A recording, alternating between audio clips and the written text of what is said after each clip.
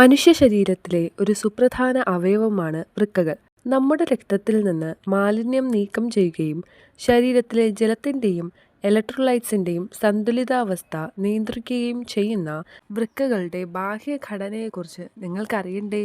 വൃക്കകളുടെ പുറം ഭാഗത്തിന് കോൺവെക്സ് ആകൃതിയും ഉൾഭാഗത്തിന് കോൺകേവ് ആകൃതിയുമാണുള്ളത്. കോൺകേവ് വശത്തിൻ്റെ മധ്യത്തിൽ വൃക്കാധമനിയും വൃക്കാസിരയും മൂത്രനാളിയും ചേർന്ന് പോകുന്ന സ്ഥലമാണ് ഹൈലം. അണുബാധകളിൽ നിന്ന് വൃക്കകളെ സംരക്ഷിക്കുന്നതിനായി ഒരു കട്ടിയുള്ള പാളി കൊണ്ട് വൃക്കകളുടെ കോർട്ടക്സിനെ പൊതിഞ്ഞിരിക്കുന്നു. ഈ പാളിയെ റീനൽ ക്യാപ്സ്യൂൾ എന്ന് വിളിക്കുന്നു. വൃക്കകളെ ആഘാതങ്ങളിൽ നിന്നും കേടുപാടുകളിൽ നിന്നും സംരക്ഷിക്കാൻ അവയുടെ ഉപരിതലത്തിൽ കൊഴുപ്പിൻ്റെ 2 പാളികൾ ഘടിപ്പിച്ചിരിക്കുന്നു. വൃക്കകളെക്കുറിച്ച് കൂടുതലായി അറിയാൻ നിങ്ങൾ ആഗ്രഹിക്കുന്നുണ്ടോ? എങ്കിൽ ഉറപ്പായും ഞങ്ങളുടെ യൂട്യൂബ് ചാനൽ സന്ദർശിക്കൂ.